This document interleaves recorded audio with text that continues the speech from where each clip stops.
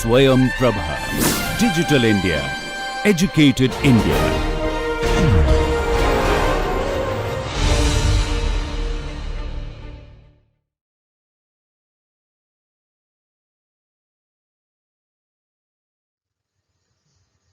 Hello friends, this is Professor Ravin Zugade from Department of Chemistry, Rashtrasant Tukadoji Maharaj, Nagpur University, and we are discussing about chemical bonding, which is a part of our BSc Semester 1 syllabus of BSc Honours Chemistry course.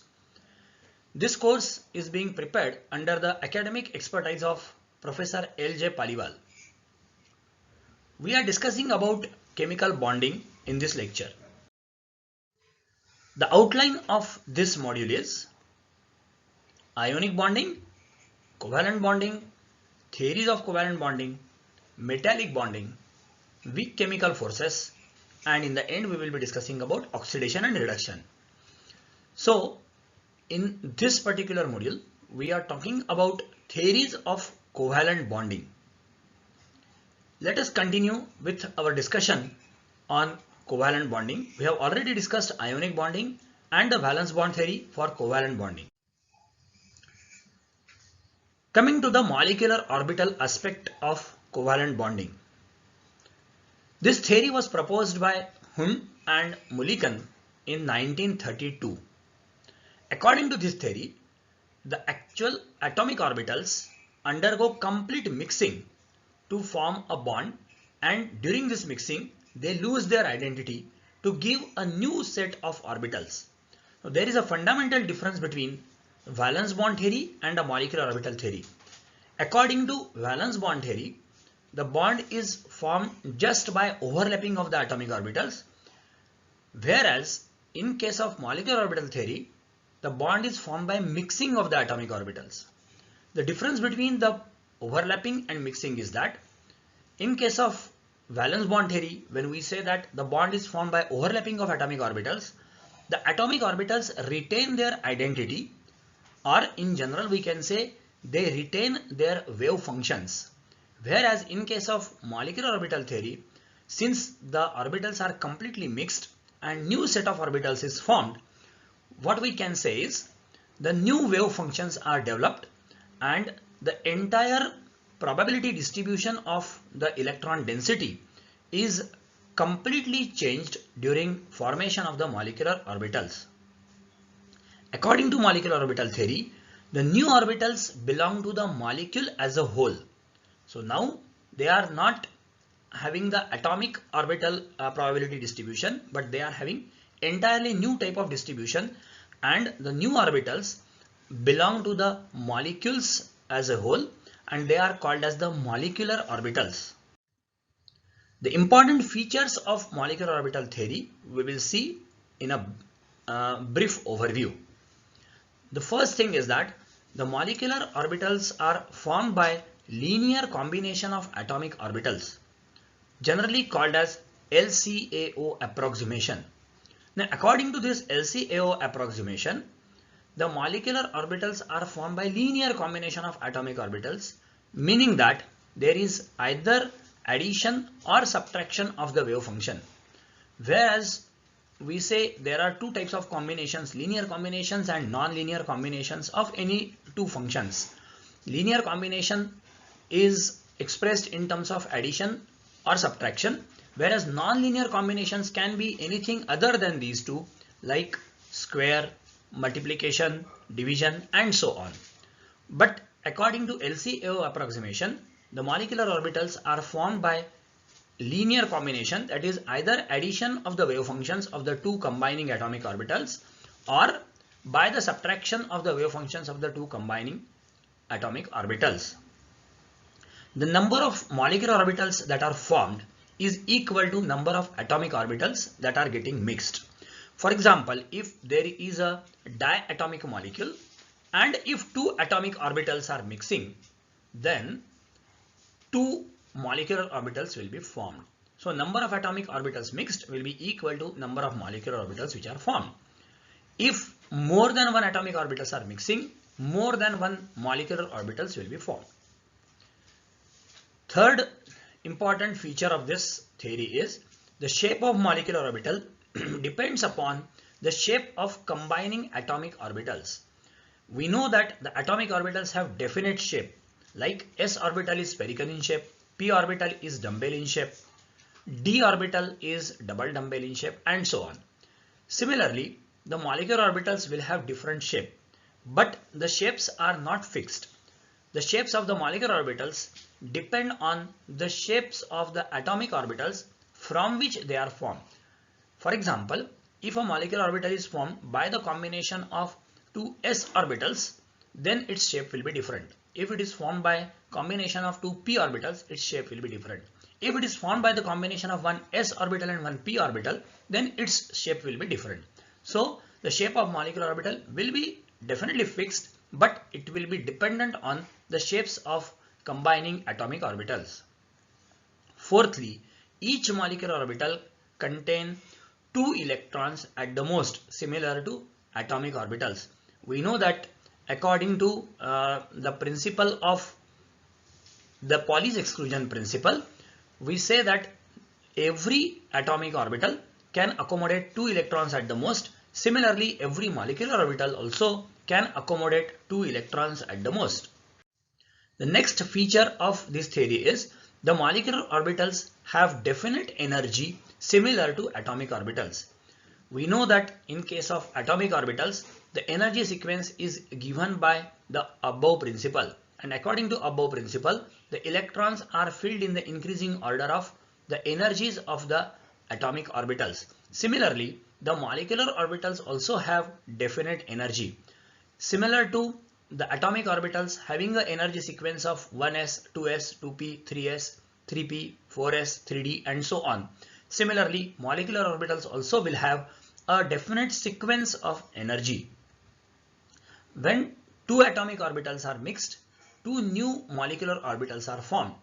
One is having a lower energy as compared to the contributing atomic orbitals, while the other has higher energy as compared to the contributing atomic orbitals.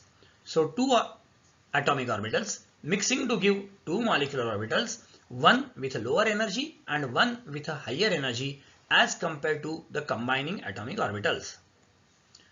Pauli's exclusion principle, Hund's rule of maximum multiplicity, and above principle hold good, meaning that when we discuss all of this, we have already discussed these three principles in terms of atomic orbitals, but now the same principles will hold good in case of molecular orbitals too. Consider these one by one.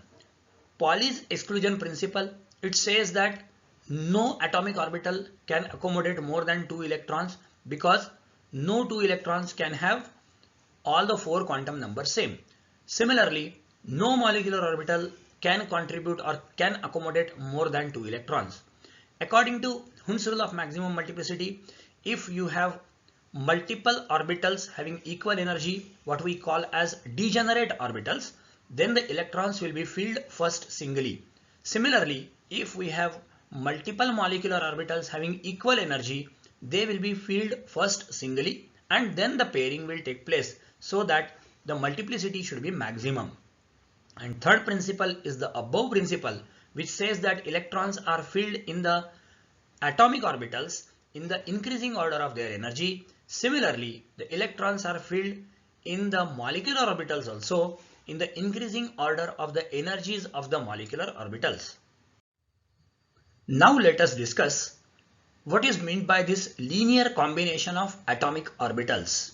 How the molecular orbitals are formed according to LCAO approximation. Consider there are two atoms A and B and they form a molecule AB by combination or by bonding.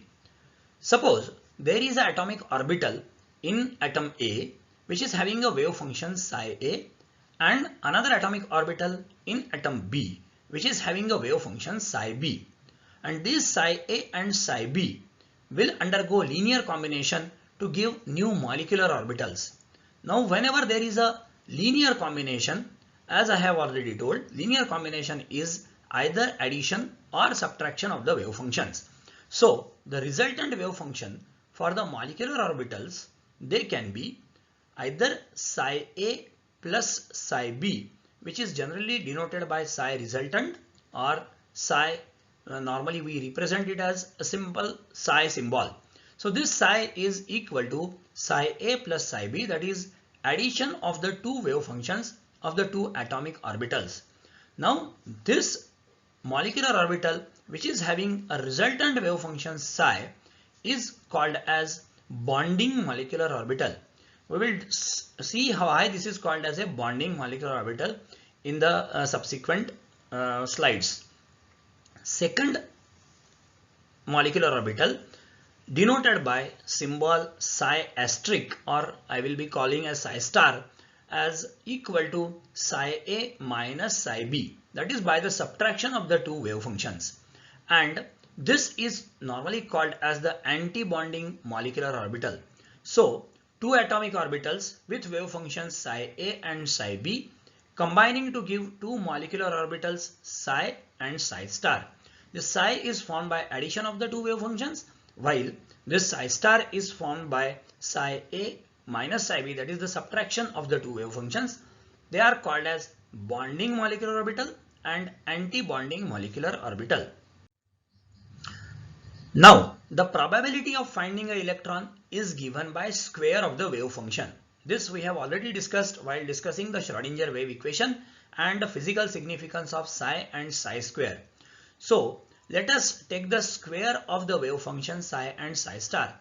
Now, if the molecular orbital, which is a bonding molecular orbital, has a wave function psi equal to psi A plus psi B, then the square of this wave function is psi square, which is equal to psi A square plus psi B square plus twice psi A psi B. A simple mathematical relation as x plus y whole square equal to x square plus 2xy plus y square. Applying that mathematical formula to this psi value, and psi square is coming out to be this particular wave function. Now this wave function square is representation, or it represents actually the probability of finding electron in a specific region. Then similarly we have psi star, which is anti-bonding molecular orbital, equal to psi A minus psi B, and taking square of this we will get psi star square equal to psi A square plus psi B square minus twice psi A psi B. So it means that there is a factor of plus psi A psi B in case of psi square, and a factor of minus twice psi A psi B in case of psi star or psi asterisk square, indicating that there is a reduction, there is an addition of this probability by a factor of twice psi A psi B in bonding MO, and in case of anti-bonding MO there is a reduction in the probability density by a factor of twice psi A psi B. We will see diagrammatically what is the impact of this probability distribution in the molecular orbital. So if we put, or if we plot the graphs of psi A square, psi B square and psi square and psi star square, let us try to understand. Suppose this is atom A. The probability density of the electron which is present over here is represented by this dotted line given as psi A square. Now this is probability distribution of an electron present in atom A. Now we can see that this electron is centered on atom A. Similarly, the probability density of the electron in atom B is given by this psi B square, and we can see by this dashed line that this electron is primarily located on atom B. But when it comes to the bonding molecular orbital given by psi square, which is equal to psi A square plus psi B square plus twice psi A psi B, we can see that this is the line, or this is the curve which represents the probability of finding the electron. Now it can be clearly seen that the probability of finding this electron is maximum in between the two atoms, indicating that the electron, if it is present in this psi molecular orbital, the probability of finding the electron will be maximum in the internuclear region of the two atoms. That is, the electrons will be most probably present between the two atoms, and if the electrons are present between the two atoms, they will overcome the internuclear repulsion because electrons are negatively charged whereas the nuclei are positively charged. So if the electrons are present in the internuclear region, they will favor the formation of bond because there will be more attractive forces than the internuclear repulsive forces. Hence, this particular orbital is called as a bonding molecular orbital as it favors the formation of bond. This is a factor which is responsible for favor of the bond formation, that is twice psi A psi B. This is an additional factor which is governed in this particular region and it makes the electron to be present in this particular region. When we come to the anti-bonding molecular orbital, the probability of finding the electron is given by psi A square plus psi B square minus twice psi A psi B. Now because of this minus twice psi A psi B factor, the probability of finding the electron is almost zero or minimum at the center of the two atoms, indicating that the probability of finding the electron here is near the nuclei or near atom A and near atom B as compared to the internuclear region. Hence, we can say that the electron density is minimum in this region, so electrons will be present with their own orbitals, with their own atoms, and as a result, the electrons do not favor the bonding, or actually such electron or such orbital or electron present in such orbital definitely oppose the bond formation, and so such type of orbital is called as a anti-bonding molecular orbital. That is a fundamental difference between bonding and anti-bonding molecular orbital. Now let us discuss the shapes of the atomic orbitals. As I have already told that the molecular orbitals have also definite shapes similar to atomic orbitals, but the shapes depend on the atomic orbitals from which they are formed. Now what are the different possible combinations? We will discuss all of them. Suppose there is a mixing of two s orbitals. So s orbitals with a positive wave function combines with an s orbital having a positive wave function. Then there is an addition of the wave functions leading to formation of psi A plus psi B type of molecular orbital, which we normally called as bonding molecular orbital. So this bonding molecular orbital will have highest electron density at the center and it will have a shape of this particular fashion. Now since it is formed by the axial overlap, we call it as a sigma type of bonding molecular orbital. So it is represented by sigma molecular orbital formed by SS overlap or SS orbital mixing. Similarly, if you have s orbital with a positive wave function mixing with another s orbital with a negative wave function, then there is a mixing of the pattern of psi A minus psi B, and in this case the electron density get deviated from the center and we get this type of anti-bonding molecular orbital. Since again the bonding pattern is sigma type, it is denoted by sigma, but since it is an anti-bonding molecular orbital, it is represented by sigma asterisk or sigma star. So when two s orbitals are mixed, there are two molecular orbitals are formed. One is represented by sigma, second is represented by sigma star.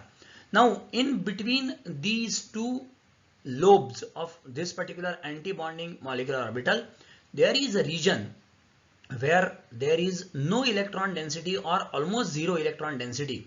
This region with almost zero electron density between two maximum electron density regions is called as a node. And since this is having one node at the center, the electron prefers to remain away from this node, hence electron density is minimum at the center. Coming to another type of overlap, which is a sp type of overlap. If you have a px orbital mixing with s orbital, both of them are mixing in such a way that this p orbital has a positive wave function in this region, s orbital also has a positive wave function. Combining these two together, we get a molecular orbital of this particular shape called as sigma sp molecular orbital, because it is formed by axial overlap mixing s and p orbital. So it is represented as sigma sp. This is a bonding molecular orbital. There is another probability that this negative part of the wave function of p orbital combining with the positive wave function of s, leading to formation of an anti-bonding molecular orbital where the electron density goes away from the center, and it leads to formation of a node which is almost zero electron density region at the center of the two nuclei. So this is a shape of anti-bonding molecular orbital represented by sigma sp star. So similar to the ss overlap, there are two possibilities in sp overlap also. One is bonding molecular orbital and second is a anti-bonding molecular orbital. Coming to the pp type of overlap. Now there are two types of pp overlaps. One is an axial overlap of the two p orbitals and one is a lateral or sidewise overlap. Now if there is a lateral overlap with the two positive wave functions or two negative wave functions facing each other, then there will be addition of the two, and as a result, since the wave functions are getting added, the molecular orbital formed is a bonding molecular orbital, and we have a shape of this molecular orbital like this, and electron density is maximum at the center of the two nuclei. Whereas if the two wave functions have opposite sign, like one is positive, second is negative, or first is negative, second is positive, in that case there will be movement of the electrons away from the center, and as a result a node is formed at the center, and shape of the formed molecular orbital will be in this particular fashion, and there will be node. This will be called as a anti-bonding molecular orbital. In both the cases, the bond formed is a sigma bond, and so the molecular orbitals are represented by sigma molecular orbital. Since it is px, it will be represented as sigma px and sigma px star. One is a bonding, second is a anti-bonding. So again, two p orbitals combining to form two molecular orbitals, sigma px and sigma px star. Now there is second possibility that there is a sidewise overlap of suppose py orbital or pz orbitals. They are combining together with their positive wave functions on same side and negative wave functions on the same side, so they can undergo addition across this point, and what we are getting is addition of the two wave functions above and below the plane of the internuclear axis.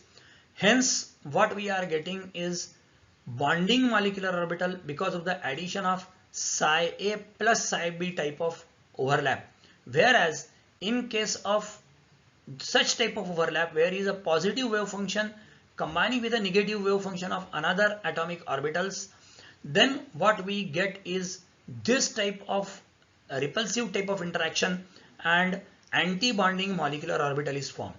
Now in this particular case we can find there is one node at the center of these two, because already there is a node along the internuclear axis that remains as it is.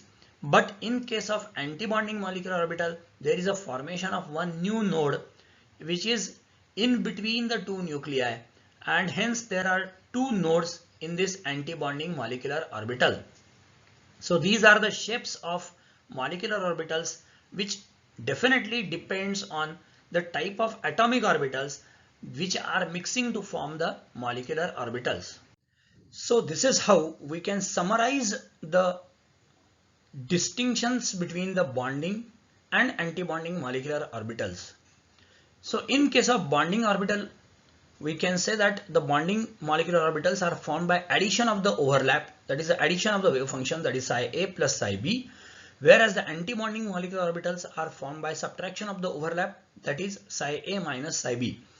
The highest electron density or electron charge density is present at the center of the internuclear axis if the bonding molecular orbital is formed, whereas in case of anti-bonding molecular orbital, the center of the internuclear axis has minimum electron density and there is a formation of node at that point.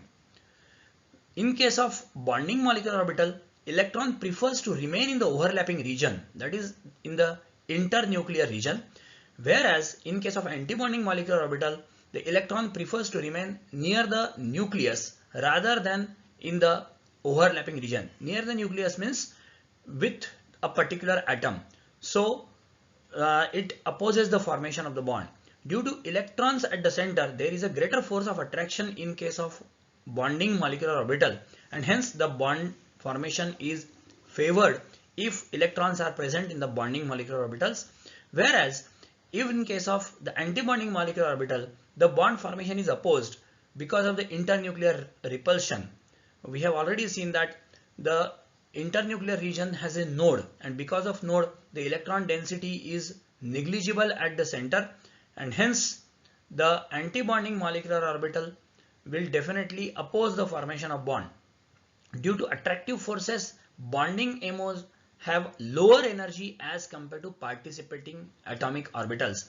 Now in case of bonding MOs, there are attractive forces because electrons are present between the two nuclei, and hence due to attractive forces there is a net release of energy, and hence we can say that the bonding molecular orbitals have lower energy as compared to both the participating atomic orbitals. On the other hand, when we talk about anti-bonding molecular orbitals, they have higher energy as compared to participating atomic orbitals. It's quite obvious because of the repulsion between the two nuclei, the energy of this anti-bonding molecular orbital increases or raises. In case of atomic orbitals, we have discussed that the energy sequence is followed by above principle. Similarly, in case of molecular orbitals also, the energy sequence is according to above principle. The electrons are filled in various molecular orbitals in the increasing order of their energy. There are two types of energy sequences in case of bonding and anti-bonding molecular orbitals. If we see, there are two atomic orbitals. Suppose this is the energy sequence of first atomic orbitals or atomic orbitals of first atom, and this is the energy sequence of atomic orbitals of the second atom. This type of situation will arise if it is a homonuclear diatomic molecule, where the energies of corresponding atomic orbitals will be at exactly same level. On this axis we are having energy axis, so energy goes on increasing.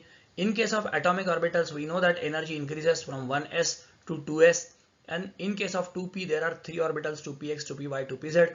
Similarly, if it is a homonuclear diatomic molecule, then similar energy sequence will be followed by another atom also. Now if there is a combination of 1s orbital, it will lead to formation of two molecular orbitals, sigma 1s and sigma 1s asterisk or sigma 1s star. This is bonding molecular orbital, this is anti-bonding molecular orbital. As we have already discussed that the bonding molecular orbital has lower energy as compared to the participating atomic orbitals, while the anti-bonding molecular orbital has higher energy as compared to the participating atomic orbitals. Similarly, 2s orbitals can mix to form sigma 2s and sigma 2s star, that is two molecular orbitals again forming a sigma bond, so they are denoted by sigma 2s and sigma 2s star. Px and px orbital, suppose there is a overlapping along the x-axis, then we can say that there is a formation of sigma bond due to axial overlapping along x-axis of the px orbitals, leading to formation of sigma 2px and sigma 2px star. These are the two molecular orbitals, one with lower energy, one with higher energy. Similarly, we can predict that there can be an overlap along z-axis also. In that case, this will be sigma 2pz and sigma 2pz star. So we can put as sigma 2px, sigma 2px star, or sigma 2pz, sigma 2pz star. Some books, they prefer to show overlapping along z-axis. Some books, they prefer to show overlapping along x-axis. So we are considering here as the axial overlap along x-axis. Now the 2py and 2pz orbitals, they are perpendicular to this 2px orbital, and since there is a overlapping along 2px, which is an axial overlap, definitely 2py and 2pz orbitals will overlap laterally, leading to formation of pi bonds. And since there are two pi bonds are formed, there will be formation of four molecular orbitals, that is pi 2py, pi 2py star, and pi 2pz, pi 2pz star. And since their overlap is almost equal or exactly equal, hence their energies will be equal, and these two will be degenerate. Similarly, these two will be degenerate. So this is a common energy sequence in most of the molecules. However, in case of certain molecules like B2, C2 and N2, there is a slight change in the energy sequence at this particular position, that sigma 2px orbital has higher energy as compared to pi 2py and pi 2pz molecular orbitals. This is only in case of B2 molecule, C2 molecule and N2 molecule. For remaining all homonuclear diatomic molecules, this will be the proper energy sequence. And based on these energy sequences, we will try to understand the molecular orbital formation and molecular orbital diagrams of various homonuclear diatomic molecules. One thing should be kept in mind, that if the valence electron is present in 1s orbital, then only this 1s overlap will take place. If the valence electrons are present in the second shell, then 1s will not undergo bonding, since it is deeply placed and it will not be affected. So simultaneously this 1s and 2s overlap will never take place. So either it will be 1s overlap or second shell overlap.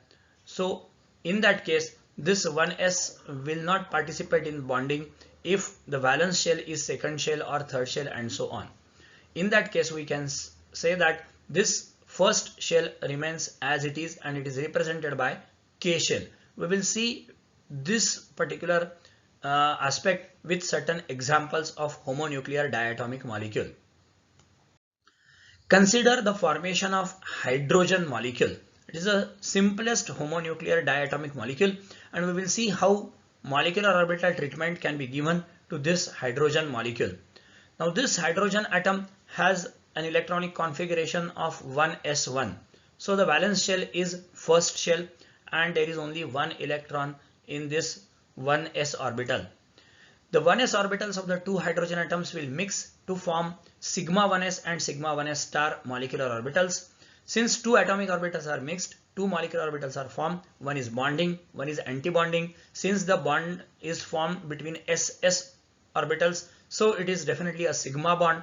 And since it is a sigma bond, the molecular orbitals will be represented by sigma molecular orbital, sigma 1s and sigma 1s star. Now these two electrons are present, one contributed by each of the hydrogen atom. So both the electrons will definitely occupy the lower energy sigma 1s molecular orbital, and the molecular orbital energy level diagram can be shown with an electronic configuration of 1s of each of the hydrogen atoms contributing one electron each, and these two electrons will definitely occupy sigma 1s molecular orbital, whereas sigma 1s star will remain as it is or it will remain empty, and hence the electronic configuration of this molecule can be shown as H2 sigma 1s2 sigma 1s star 0. So this is the electronic configuration of molecule or hydrogen molecule or molecular hydrogen. This is the simplest possible case, with the bond order is given by number of electrons in bonding molecular orbitals minus number of electrons in anti-bonding molecular orbitals divided by 2. Now in molecular orbitals we have only 2 electrons and that are present in the bonding molecular orbital, and hence this will be NB will be equal to 2, Na will be equal to 0, no electron in anti-bonding, divided by 2 will become 1. It clearly indicates that these hydrogen atoms are bonded by a single bond, as the bond order is coming out to be equal to 1. Now as we have seen for H2 molecule, can we extrapolate this concept of formation of molecular orbitals to other homonuclear diatomic molecules? The next probable molecule is He2 after the simplest H2 molecule. Now in case of He2 molecule, the electronic configuration of He with atomic number 2 is 1s2.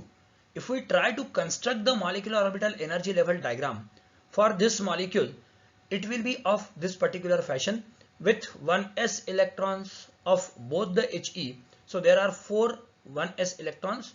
So 4 electrons occupying the sigma 1s and sigma 1s star molecular orbitals equally, as both of them will get 2 electrons, and hence the bond order of this molecule will become Nb minus Na upon 2. Number of electrons in bonding are 2, number of electrons in anti-bonding are also 2, and so the bond order is coming out to be equal to 0, clearly indicating that there is no bond between He atoms in this particular molecule, and hence we can say that this molecule will not exist as He2, or in other words we can say that He will exist as a monoatomic molecule, and every atom of He will behave as an independent atom, or what we call it as a monoatomic type of molecule. Extrapolating this further to the next probable molecule is Li2. Let us see whether this molecule is formed or not, and what is the bond order of Li2 molecule. The electronic configuration of lithium is 1s2 to s1. Now the first shell is deeply placed, and so it does not involve in bonding.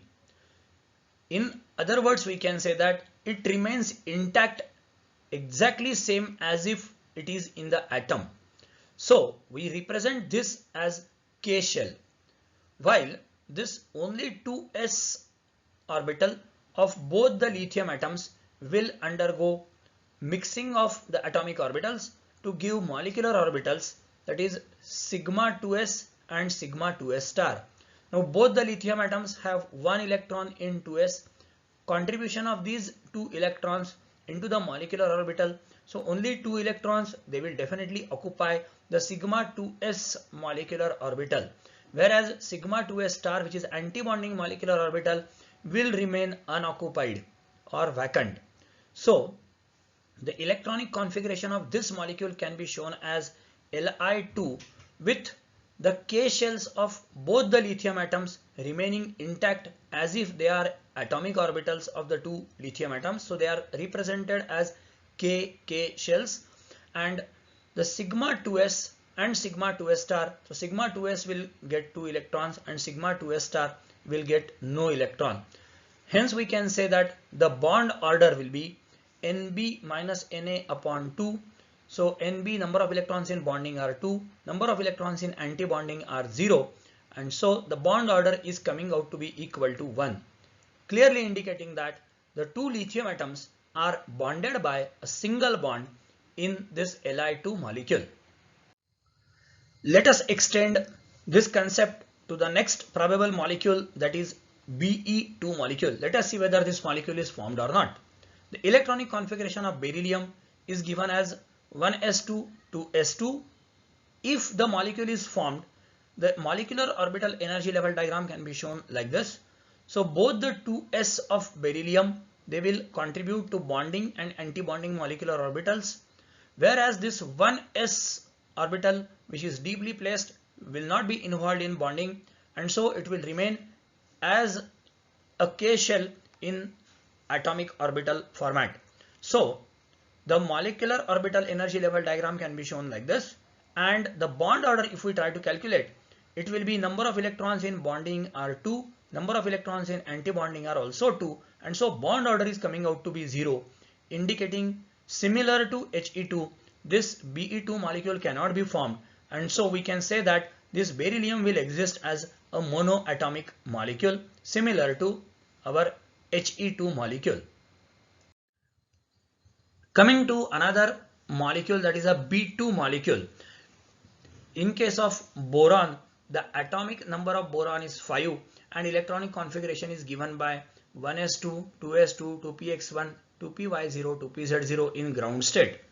Now when we talk about the formation of B2 molecule, since we are having first shell as the deeply placed shell, so it does not involve in bonding, and only second shell will take part in bonding. So if we write the electronic configuration of the atomic orbital of both the boron atoms like this, so 2s orbital has 2 electrons, 2s of the other boron atom also has 2 electrons, 2px, 2py and 2pz. Among them only one electron is present, that can be present in 2px or 2py or 2pz. So now consider that they are present in 2px and there is a overlapping along the x-axis.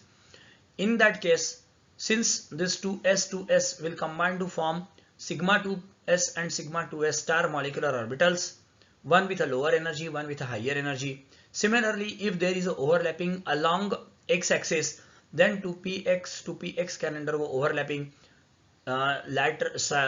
actually, whereas 2py and 2pz will undergo overlapping laterally or sidewise. Now there are 2 plus 1, 3 electrons contributed from one of the boron atoms, 3 electrons are contributed by second boron atom. So there are 6 electrons. These electrons will be filled like this in a sequential order in the increasing order of the energy of the molecular orbitals. So 2 electrons will go to sigma 2s, 2 electrons will go to sigma 2s star, and remaining 2 electrons will get filled in the pi 2py and pi 2pz orbitals equally, singly, according to Hund's rule of maximum multiplicity. So now there are 6 electrons are completely filled. If you can see clearly that the first shell is not involved in bonding, so first shells of both the boron atoms are shown by KK shells, and so the electronic configuration of molecular boron can be shown as KK sigma 2s 2 sigma 2s star 2 and pi 2py and pi 2pz. They are equal in energy with 1 electron each. So this is how we can represent the electronic configuration of a molecule, similar to the electronic configuration of atoms as we show by Hund's rule of maximum multiplicity, as well as the above principle. Now we can clearly see that how many electrons are present in bonding. So these are 2 electrons present in bonding and these 2 electrons are also present in bonding. Whereas in case of anti-bonding there are only 2 electrons. So 4 minus 2 divided by 2, the bond order will come out to be equal to 1. Clearly indicating that the 2 boron atoms are bonded by a single bond. This is very clear from here that the sequence of energy in case of boron molecule is pi orbitals are having lower energy as compared to sigma orbital. Now it can be clearly seen that there are 2 unpaired electrons here even after formation of bond.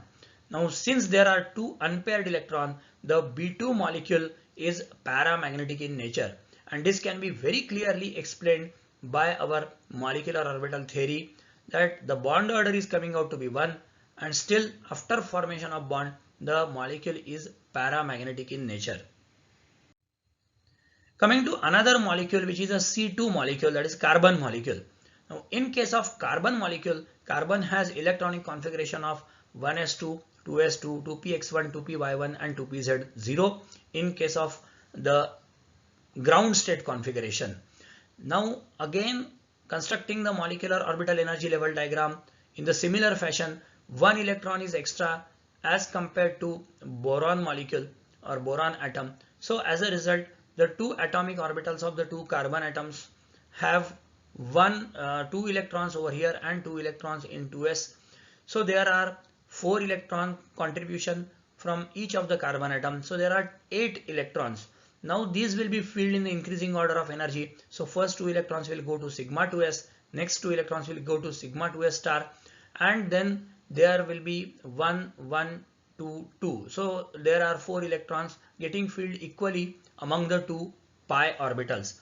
As a result, the electronic configuration can be shown as KK, representing the 2 first shells which are not taking part in bonding, whereas sigma 2s is having 2 electrons, sigma 2s star has 2 electrons, pi 2py and pi 2pz with equal energies have 2 electrons each.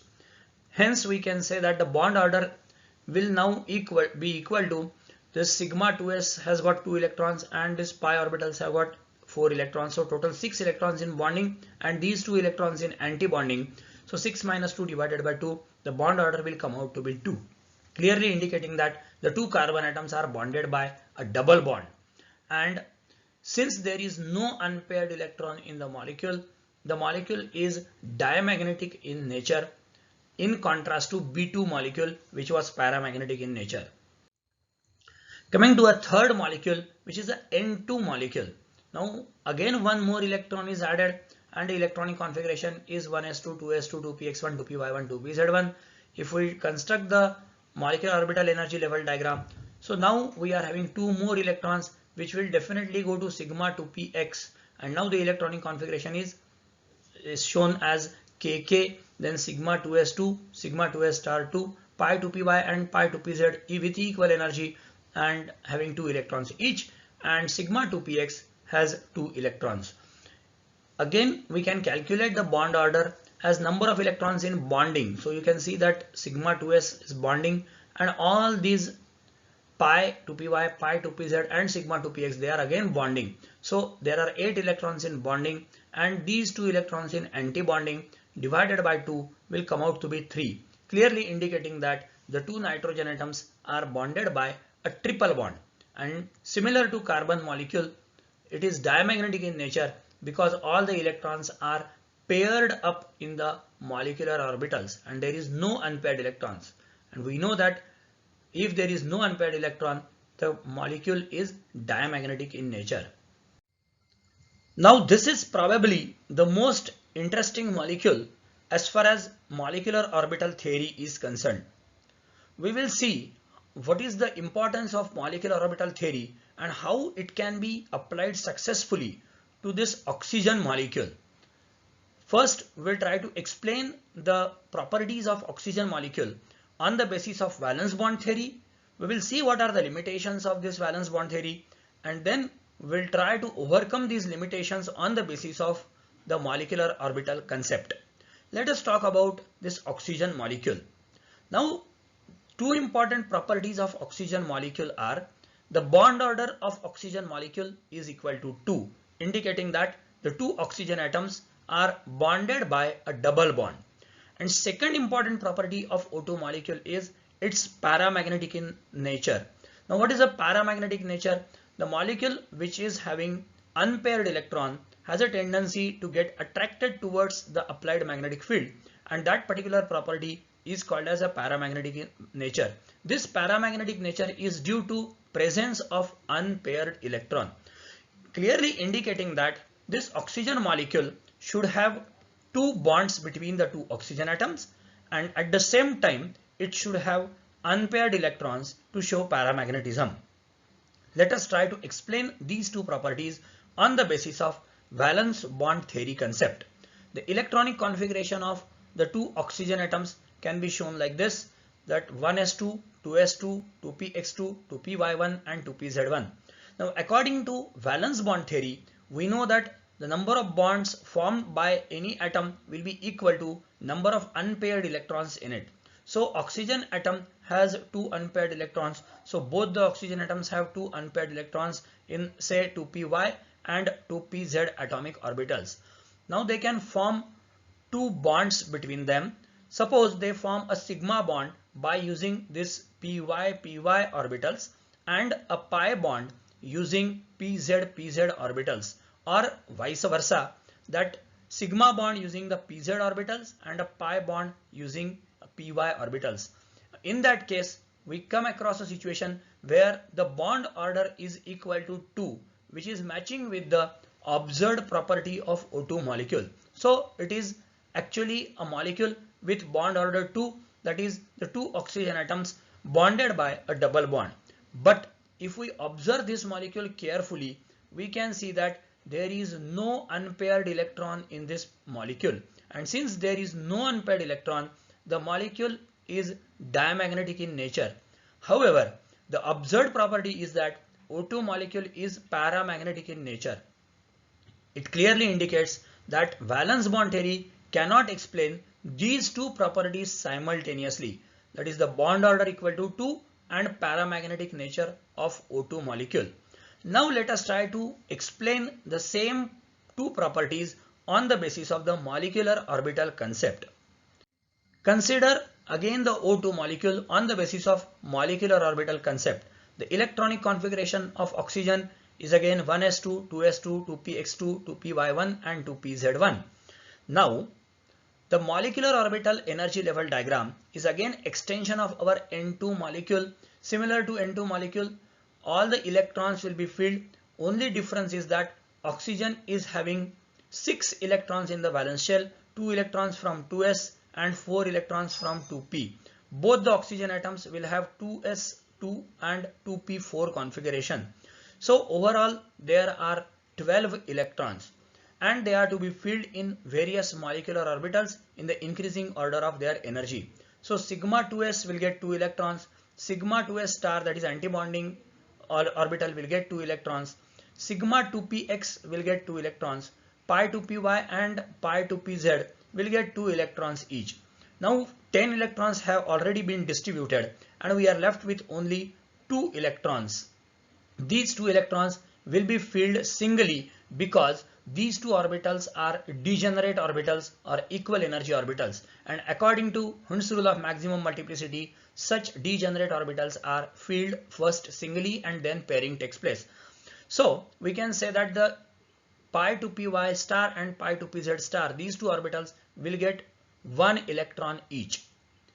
Now if we observe this carefully, we can say that the electronic configuration of O2 molecule is KK, that is the first shell is not involved in bonding, whereas the remaining electronic configuration is sigma 2s2, sigma 2s star 2, sigma 2px2, sigma 2py2 is equal to pi 2py2 equal to pi 2pz2 and pi 2py star 1 equal to pi 2pz star 1. So both of these are containing single electron. Let us try to calculate the bond order. The number of electrons in bonding are these 2 electrons and these 6 electrons. So there are 8 electrons in bonding, while these 2 electrons are in anti-bonding, as well as these 2 electrons which are unpaired, they are also in anti-bonding pi orbitals. And so we can say that there are 4 electrons in anti-bonding. So 8 minus 4 upon 4 will be equal to 2. So the bond order is coming out to be equal to 2, indicating that the 2 oxygen atoms are bonded by a double bond. So this fulfills the first property which has been shown by the O2 molecule. Coming to the second property, now we can see that there are 2 unpaired electrons in the pi star antibonding molecular orbital, and hence because of the 2 unpaired electrons, the molecule is paramagnetic in nature. So this clearly indicates that this particular theory, that is a molecular orbital theory, can clearly explain both the properties of O2 molecule, that is bond order 2, as well as its paramagnetic nature.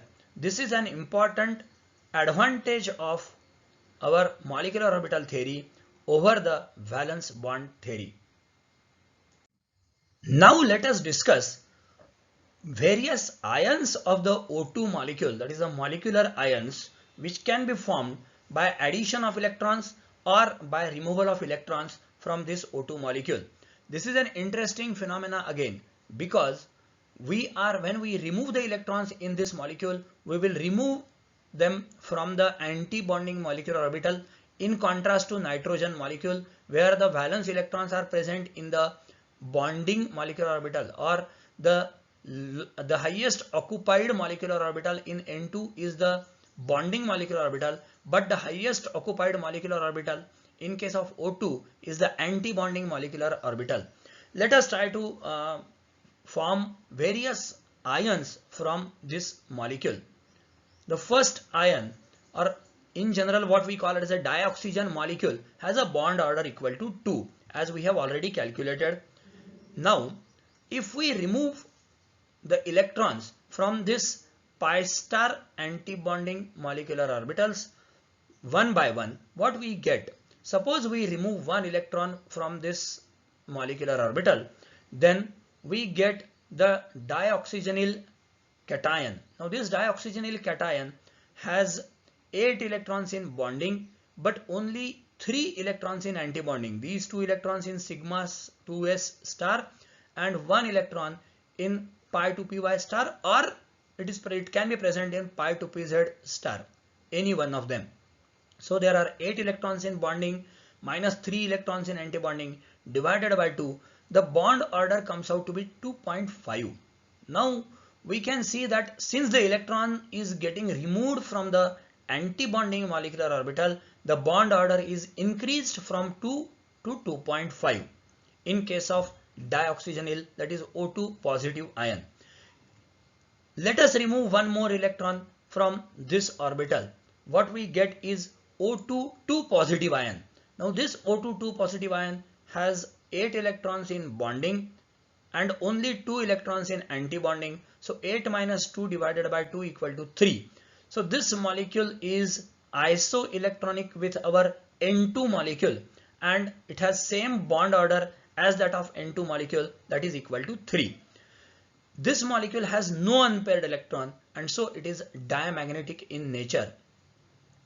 Now, in contrast to this situation, let us add one more electron to this O2 molecule. If we add one more electron in this, what we get is a superoxide ion, that is O2 negative ion.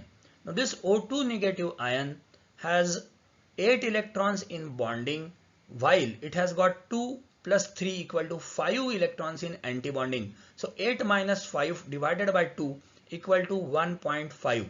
So bond order has decreased as compared to the O2 molecule from 2 to 1.5, indicating that it is almost 1.5 bonds between these two. The decrease in bond order is because of the fact that the added electron is going to the antibonding molecular orbital. Let us add one more electron to this molecule to form a peroxide ion, that is O2 2 negative ion. Now in this ion, since there are 8 electrons in bonding and 6 electrons in antibonding, and because of this 8 minus 6 divided by 2 will be equal to 1 and the molecule will be diamagnetic in nature and there will be only single bond between the two oxygen atoms in peroxide ion.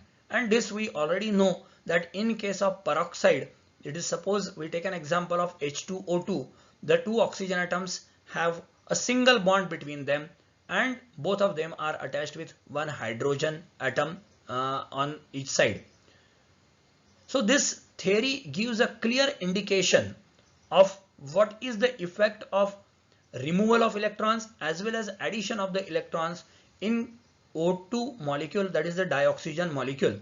So if we try to write all the bond orders or arrange these atoms or these molecules in the increasing order of their bond order, we can say that the O2 2 positive ion has bond order 3, O2 positive has bond order 2.5, O2 has a bond order 2, O2 negative has a bond order 1.5 and O2 2 negative has a bond order equal to 1.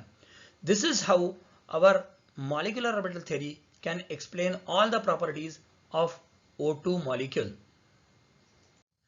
Extending the molecular orbital theory to another molecule, which is a homonuclear diatomic molecule F2. Now in case of fluorine, the atomic number is 9. One more electron is added to 2py atomic orbital, and if we try to construct the MO energy diagram, it will be of this particular format. Since there are 7 electrons in the valence shell, so there will be 14 electrons. They will be filled like sigma 2s2, sigma 2s star 2, sigma 2px2, sigma pi 2py2 equal to pi 2pz2 and pi 2py star 2 equal to pi 2pz star 2, and so the electronic configuration can be shown like this, and the bond order will come out to be equal to 8 electrons in bonding minus 6 electrons in antibonding, these 2 and these 4. So 6 electrons in antibonding divided by 2 will come out to be equal to 1, indicating that the two fluorine atoms are bonded by a single bond. The molecule is diamagnetic in nature as there is no unpaired electron in this molecule. This is all about the molecular orbital treatment of homonuclear diatomic molecules. We will continue with the molecular orbital treatment of heteronuclear diatomic molecules in the next lecture number 5 on this particular module. Thank you very much.